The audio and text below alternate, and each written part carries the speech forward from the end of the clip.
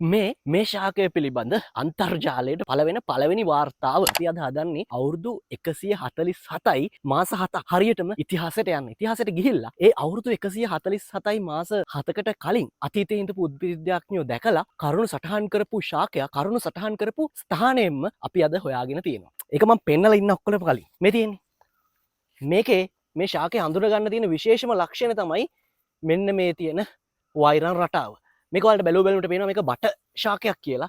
හැබැයි මේ බට ශාකයේ තියෙන වෛරම තමයි මේ ශාකය ගැන එදා අතීතේ අවුරුදු 147කට කලිනුත් අවධානය යොමු වෙන්න හේතු වෙච්ච ප්‍රධානම කාරණාව. එහෙනම් වීඩියෝ එක ඉවරනකම් බැලුවොත් මේ ශාකයේ වර්තමානයේ අතීතය සහ සියලු තොරතුරු ඔයාලට දැනගන්න පුළුවන්. මුලින්ම අපි ලංකාවේ බට ගැන කතා කරමුකෝ. දැන් ඔක්ලැන්ඩ්‍රා කියන ගණයට තමයි මේ ලංකාවේ තියෙන බට කියන ශාකය ඇතුළත් වෙන්නේ. උණ කියන ශාක සාමාන්‍ය අඩි 40 50 ලොකු උසට වැඩුණට මේ බට කියන ශාක එච්චර උසට වැඩෙන්නේ නැහැ. මේ ඔක්ලැන්ඩ්‍රා කියන ගණය ඇතුලේ විශේෂ 10ක් විතර තිබ්බට ලංකාවට ආවේනික එක ගණයක් තියෙනවා. මේකේ ලංකාවට ආවේනික විශේෂ තමයි ඔක්ලැන්ඩ්‍රා ස්ට්‍රිඩියුලා කියන්නේ. ඔයාලා හැමෝම දකින බට ශාකය තමයි මේ ඔක්ලැන්ඩ්‍රා ස්ට්‍රිඩියුලා කියන්නේ. අපි අද කතා කරන්නේ ඔක්ලැන්ඩ්‍රා ස්ට්‍රිඩියුලා වල වෙරයිටි මැකියුලේටා ගැන. එහෙම නැත්නම් මෙන්න මේ වෛරම් තියෙන නැත්තම් මේ කළු පැහැ නැත්තම් දම් පැහැට හුරු පැල්ලම් තියෙන ඒකට කියන්නේ මැකියුලේටා වෙන්නේ ඕන් ඔය පැල්ලම් රටාව නිසා. එහෙනම් වෙරයිටි මැකියුලේටා ගැන එක තමයි අපේ අද කතාව. ඇයි මේ වෙරයිටි මැකියුලේට එක මේ තරම් විශේෂ? විශේෂත්වය කතා කරන්න කලින් මං සුපුරුදු පරිදි මේ ශාකයේ අර විද්‍යාත්මක කරුණු ටික කියලා ඉන්න. උණ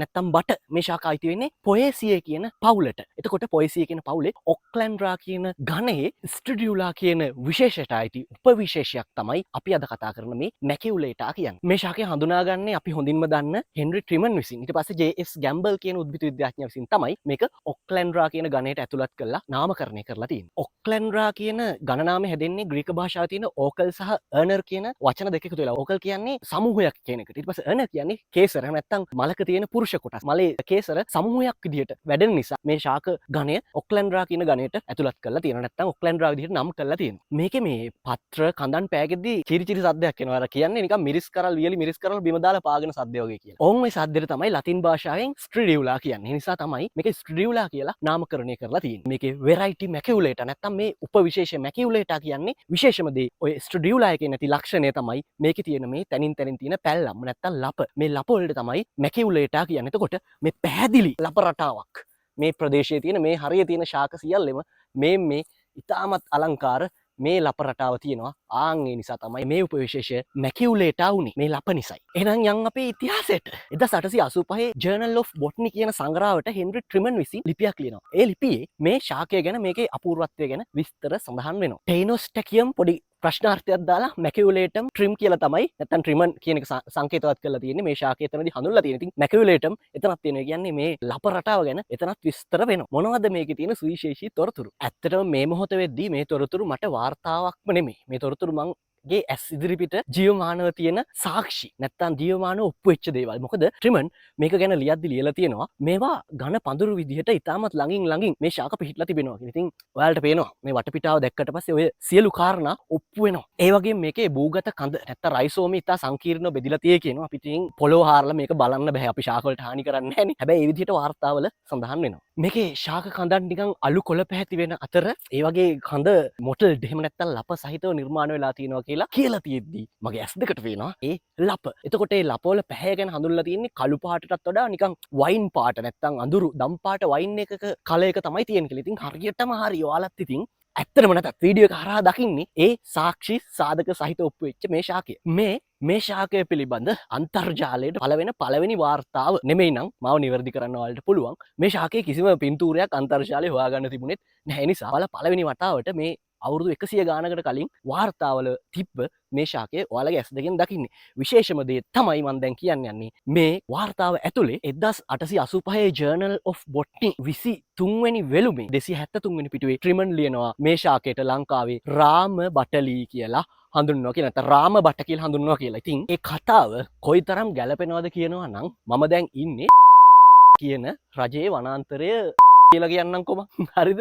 එතකොට රාම බට රණ බට වෙලා තමයි පස්සේ මේක රණ බටේ වෙලා තියෙන්නේ. නමුත් වැඩේ කියන්නේ මේ බට සමහර අය දකිනවා හැබැයි මේකේ කතාව දන්නේ. ට්‍රිමන් මේක ඉතිහාසයේ සොයාගත්ත විදිහත් ලියලා තියෙනවා. මේක ඇහුවොත් පුදුම වෙනවා. පුදුමේ දැන් උඩරිමට යනවා. මොකද දැන් මං උනත් මේ දවස් ටිකේ නිකන් මේ පහුගිය දවස් කීපය ගැන මේ කීපෙම මේ බට විශේෂය ගැන මම හෙව්වා. ඔයත් ඉතින් නිකන් හරියට උදේටත් බට රැටත් බට දවල්ටත් බට නිදාගද්දිත් බට නැගිටිද්දිත් බට හීනෙන් පේන්නෙත් බට ගර්ල්ෆ්‍රෙන්ඩ් කතා කරාමත් එයාට කතා කරන්නෙත් බට ගැන. ඉතින් මේ ඒ වගේ මේ බට පිස්සු වට්ටන බටය. ට්‍රිමන් මේක හොයාගත්ත විස්තරය කියද්දි අපිට යන්න 1883ට 1883 අගෝස්තු මාසේ කොළඹ පැවැත්වෙනවා කෘෂිකාර්මික දේවල් සම්බන්ධ මේ ලංකාවේ තියෙන තත්ත්වය අනිත් අයට පෙන්වන්න ප්‍රදර්ශනය කරන්න ප්‍රදර්ශනයක්. ඔන්නේ ප්‍රදර්ශනයට ගියාම ওই ප්‍රදර්ශනයේ අලංකාර දන්නවනේ බටවලින් නිර්මාණ කරනවා කියලා. ඒ නිර්මාණ තවත් අලංකාරව කරලා තියෙනවා මේ රාම බටවලින්. ඒ කියන්නේ අර පුල්ලි තියෙන ඩොට් තියෙන බටවලින්. මේක දැක්කට පස්සේ මේක වෙනත් විශේෂයක්. මේ වෙනස මේ විශේෂත්වය හඳුනගෙන ට්‍රිමෙන් ඔය 1883 දෙසැම්බර් මාසෙම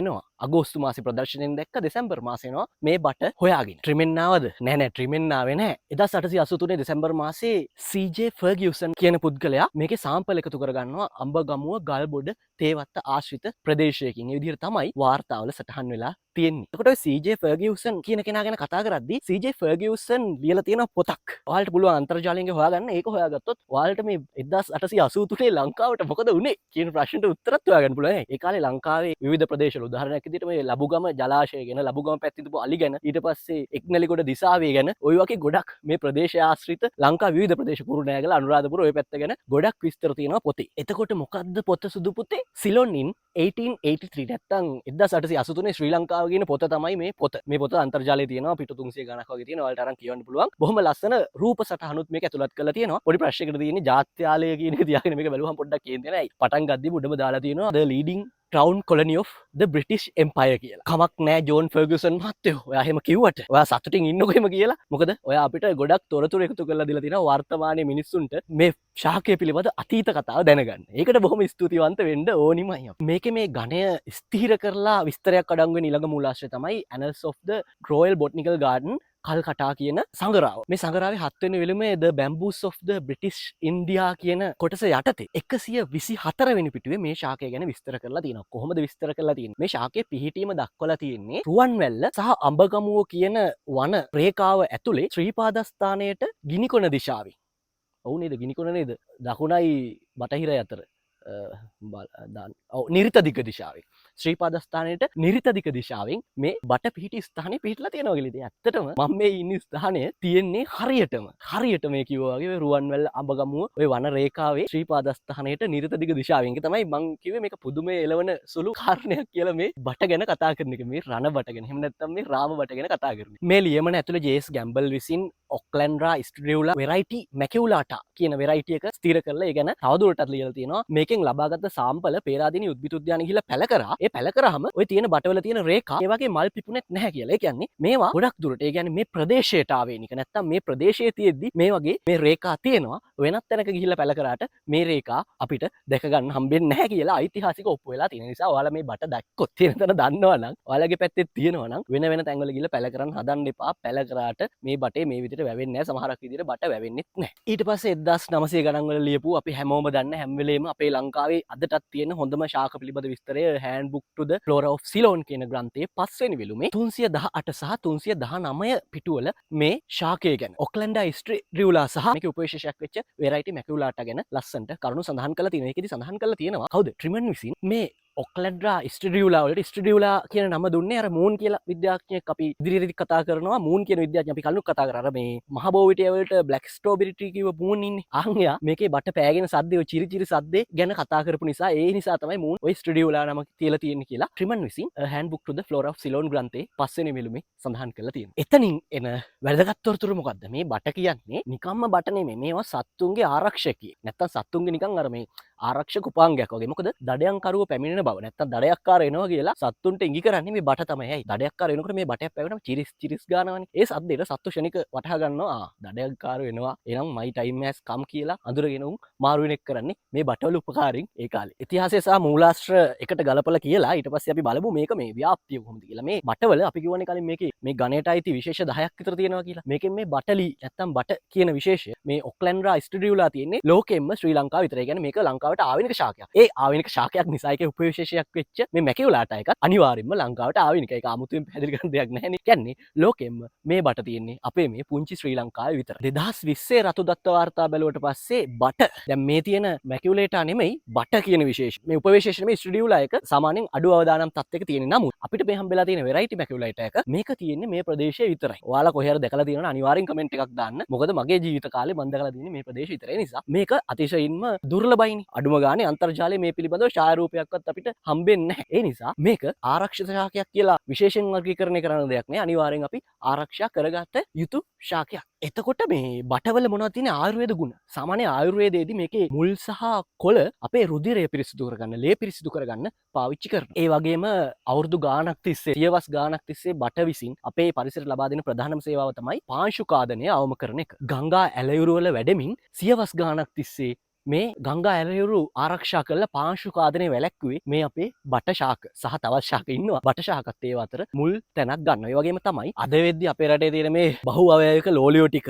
ඔය පොලියතින් ඊට පස්සේ පොලිස්ටයිරින් වගේ බහු අවයවිකම පාවිච්චි කරාට නැත්නම් ප්ලාස්ටික් වගේ දේවල් භාවිතා කරාට ඒ කාලේ අපේ ගෙදර තියෙන වට්ටියේ පෙට්ටියේ ඉඳලා හැම දෙයක්ම වියන්නේ මේ බටවලින්. ඒකනේ 1883 ප්‍රදර්ශනයේටත් මේ විශේෂ බටවලින් මේවා වියලා ගෙනිච්ච නිසා තමයි මේක ඒ කාලේ විද්‍යාඥයන්ගේ හැට අහුනේ. ඒ නිසා අදටත් ඇතැම් ගැමි ගෙවල් වල මේ බටවලින් ලියපු දේවල් තියෙනවා. ඒ වගේම තමයි අදටත් වර්තමානයේ වෙද්දී පතල් කර්මාන්තයේදී ගැරුම් වට්ටි හදලා තියෙන්නේ. ඊට පස්සේ අර තොප්පි හදලා තියෙන්නේ. ගොඩක් දේවල් හදලා තියෙන්නේ මේ බටවලින්. ඒ නිසා බට කියන්නේ ලංකාව විතරක් තියෙන අපි රැකගත යුතුම ශාකයක්. ඔය විතරක් නෙමෙයි මිත්‍රෝනි අපි පාවිච්චි නොකලට කඩදාසි නිෂ්පාදනය කරන්න අවශ්‍ය කරන පල්ප් හදා ගන්නත් මේ බට කියන්නේ මං කියන්නේ මේ විශේෂ විතරක් නෙමෙයි මේ බට කියන ලංකාවේ තියෙන විශේෂයේ කොටස් පාවිච්චි කරන්න පුළුවන්. ඒ නිසා බට කියන්නේ ලංකාවේ මිනිස්සු පාවිච්චි කරන ගමන් විනාශ කරලා දාන ශාකයක්. මොකද බට වලට සලකන්නේ නැහැ. බට වලින් ගොඩක් ප්‍රයෝජන ගන්න ගමන් වෙසක් කාලේ වෙසක් කූඩුවක් හදනවා, බට නලාවක් හදනවා, විවිධ දේවල් හදන ගමන් බට ගහ ආරක්ෂා කරගන්නේ. ඒක වගේම මේ ලංකාවේ තියෙන බට ගහේ විශේෂ ලක්ෂණයක් තමයි මොකක්ද? මේක මේ ඇල්ලුවට පස්සේ මේක ගොරෝසුයි. දැන් බටවල තියෙන ලක්ෂණයක්.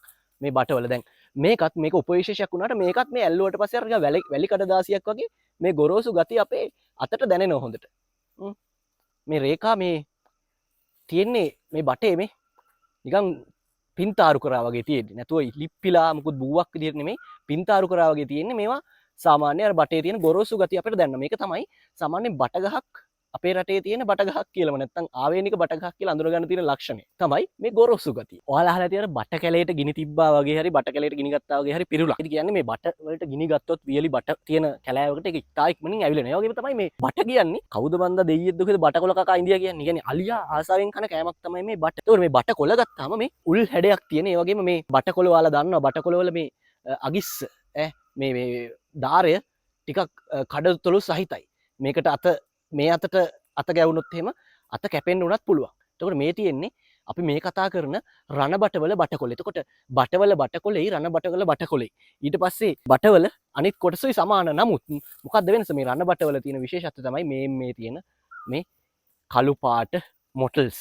එහෙම නැත්නම් මේ වයින් තද වයින් පාට මේ පැල්ලම් තමයි. මට නම් ඒව පේන්නේ නිකන් ව්‍යාග්‍රේග්ගේ පිටේ තියෙන රේඛාව වගේ. ඉතින් කැලේ මාරුනාට කොටියගේ පුල්ලි මාරු වෙන්නේ නැති වුණාට කැලේ මාරු කරාට පස්සේ මේ බටවල පුල්ලි නම් මාරු වෙනවා. ඒ නිසා මේ බට තියෙන තැන්වලම තියන්න, තියෙන තැන්වලම තියලා පරිස්සම් කරමු. අපි කියන්නේ in situ conservation කියලා. මොකද කැලේ මාරු කරොත් මේ බටවල පුල්ලි මාරු වෙයි. ඒක ඓතිහාසික ඔප්පු කරලා තියෙන්නේ. මොකද පෙරදින උද්භිද උද්‍යානෙත් වසර 147කට විතර කලින් ගෙනිහිලා හිටවපු බට ගහේ මේ විශේෂයේ, මේ උපවිශේෂයේ මේ තියෙන පැල්ලම් නැති වෙලා ගිහිල්ලා තියෙනවා. ඉතින් ආයි අපිට තහවුරු කරගන්න දෙයක් නැහැ. එතකොට ඇයි මේ බට විශේෂයට නැත්නම් මේ උපවිශේෂයට මේ පුල්ලි ආවේ? වෙන තැනකට ගියාම මේ පුල්ලි නැති වෙනවා නම් ඒක මේ පරිසර පද්ධතියෙන් මේ බටවලට ලබා දීලා තියෙන ලක්ෂණයක්. මේක පසේ තියෙන වෙනසක් නිසා වෙන්න තමයි ලොකු මිඩක් තියෙන්නේ. මොකද නැත්තම් මේ ප්‍රදේශයේ තව දුරටත් මේ විදිහට පුල්ලි තියෙන බට තියෙන්න ඕනේ. ඉතින් ඒ නිසා මේවා නිසියාකාරව මේ පස පරීක්ෂා කරලා අපිට ඒ පිළිබඳව ඉදිරියේදී ඔයාලට දැනුවත් කිරීමක් කරන්න හැකියාවකුත් තියෙනවා. ඒ නිසා බට ශාකය ගැන මෙතන ඉඳන් කතා කරන ගමන් මේ රණ බට ගැන ඔයාලට ඊළඟට කරන්න ඉන්න වීඩියෝ එකටත් පොඩි ඉඟියක් දෙන්න. මොකක්ද මේ තියෙන්නේ? ඔයාලා දැක්කොත් අඳුරනවා. අපි කියන්නේ කූඹි ගහ කියලා. මේන් තියෙන මොනවද? මේ තියෙන්නේ ගල් කරඳ. ඉදිරියේදී ගල් කරඳ ගැන වීඩියෝ එකක් ඔයාලට ගේන බව මතක් කරන්න ඕනේ. මේ බට ශාකය කොච්චර මේ පරිසරයත් එක්ක බැඳිලාද කියනවා නම් මේ එකම ස්ථානයේ වුණත් දැන් මේ මම ඉන්න ස්ථානයේ බට ශාක තියෙන්නේ පස් උඩ. මේ තියෙන්නේ පස තමයි තියෙන්නේ මෙතන මේ. මේ තියෙන්නේ පස්. මේ තියෙන්නේ මෙයාගේ භූගත කඳ රයිසෝමේ තමයි මේ තියෙන්නේ එළියට මතුවෙලා. කොහොම හරි මේ පස් තමයි මෙතන තියෙන්නේ. මේ පස් උඩ හොඳ සරුවට මේ ශාක වැවිලා තියෙනවා. හොඳට මේ පැල්ලම් සහිතව පුල්ලි සහිතව පස් උඩ මේ හොඳට මේ ශාක වැවිලා තියෙනවා මේ. එයාගේ පුල්ලි රටාව හොඳට තියෙන. හැබැයි පස්සුට මෙහෙම වැහුණට ගල් උඩ ඉතාමත් මීටත් වඩා සියුම් වෙලා තියෙනවා මෙයාගේ කඳ. හැබැයි මේ අර මොටල් ගතිය නැත්තම් මේ රේඛා ගතිය එහෙමම තියෙනවා. ප්‍රමාණය පොඩ්ඩක් කුරු වෙලා තියෙනවා. එකම තැන හැබැයි ගල් උඩ වෙනස් විදිහට පස්සුට වෙනස් විදිහට. බලන්න ඉතින් ඒකේ තියෙන ලස්සන. කොහොම වුණත් අපිට මේ ශාකේ මල් නම් දැක ගන්න හම්බෙන්නේ නැවල් දන්නවා මේ බට ගස්වල මල් පින්නේ ලොකු කාල පරාසයකට සැරයක්. අවසාන වශයෙන් කියන්නේ මේ ශාක අපි අද පොතකින් කියපු දෙයක් කොහොම හරි හොයාගත්තා. ඉතිහාසයේ තියෙන දෙයක් හොයාගත්තා. දැන් ඔයාලත් ඒක දකින්න. එහෙනම් අනාගතයටත් ඒක දකින්න නම් අනිවාර්යෙන් මේව පරිස්සම් කරන්න. මේ බට විශේෂ විතරක් නෙමෙයි. මේ ස්ථානයේ තියෙන බට ශාකේ වුණත් මේ පඳුරු වලින් කොටස් ගොඩක් කපලා දාලා. ඉතින් මේවා මේ කපද්දිවත් දැක්කේ නැද්ද මිනිස්සු? ඉතින් මේ වගේ තියෙන මේ විශේෂ ලාක්ෂණික හැම බටේම නැති බව. ඉතින් කොහොම හරි මේ තියෙන මේකේ හරස් කඩ ඇතුලේ කපොල්ලක් තියෙනවා අනිත් බටවල වගේම. ඉතින් කොහොම හරි වේලිලා ගිහිල්ලා තියෙන විදිහ නම් පේන්නේ කාලයකට කලින් කපපු බට ටිකක් වගේ තියෙන්නේ. පැලිච්චා. ඒත් බලන්න එයා තාමත් එයාගේ අර ලස්සන රේඛා රටාව පරිස්සම් කරන් ඉන්නවා. ඒතකොට මේ රේඛා රටාව වේලෙද්දි තමයි වේලුනහම නිකන් පිදුරු පාට වෙලා රේඛා රටාව කොහොමත් ලොකුවට පේන්නේ නැතුවම යනවා. ඉතින් කොහොම හරි මේව ආරක්ෂා කරගන්න එකයි අපේ යුතුකම වෙන්නේ. මේව කපලා දාන එක නෙමෙයි. මේ ගැන හොයද්දි මේ බට ශාකය ගැන හොයද්දි කිසිම තැනක කිසිම වාර්තාවක මේ බට ශාකය ගැන සඳහනක් ෆොටෝ එකක් හොයාගන්නවත් තිබුණේ නැහැ. ඉතින් ඒ තරම් මේක හොයාගන්න නැති දෙයක් නේ. මේක තියෙන තැන මේක තියෙන්නේ ඇත්තටම රජයේ වනාන්තරයකනේ. කිසි ප්‍රශ්නයක් නැහැ. කරන්න දෙන්නේ මේවා කපන්න කරන්න දෙන්නේ නැතුව තව දුරටත් මේකේ ආරක්ෂාව තහවුරු කරගන්න එක. ඒක බලධාරීන්ගේ යුතුකමක්. ඒකත් මතක් කරන්න ඕනේ. මේ අතිශයින්ම දුර්ලභ වෙරයිටි මැකියුලේටා විතරක් නෙමෙයි සියලුම බට ශාක. අපි පතල් කර්මාන්තයේදී නැත්තම් බට පෙළලිවිය යන බට ශාක ගන්නවනේ. අපි බට වලින් ප්‍රයෝජන ගන්නවා වගේම අපි බට ආරක්ෂාත් කරමු. සංයුරේ වැඩෙන බට ගහෙන් ඔයාලා අත්‍යවශ්‍යම දෙයකට කොටසක් වෙන් කර ගන්නවා නම් ඒ ගහට ඉදිරියේදී වැඩෙන්න ඉඩ තියලා ඒ කාර්ය කරමු. බට කියන්නේත් බට විතරක් නෙමෙයි සියලුම ශාක ආරක්ෂා කරගනිමු. අනාගතයට නැත්තම් මේ වීඩියෝ වලින් වාර්තා වලින් විතරක් මේ දේවල් දකින්න වුණොත් ඒ ළමයි අපි ගැන මොනව හිතයිද දන්නේ නිසා අනාගතය වෙනුවෙන් සහ පරිසරය වෙනුවෙන් ලෝකය වෙනුවෙන් අපි මේ සියලුම ශාක පරිස්සම් කරමු. එහෙනම් ආයෙ කොයි දිහරි යමුමු. එහෙනම් අපි ගියා. බයි.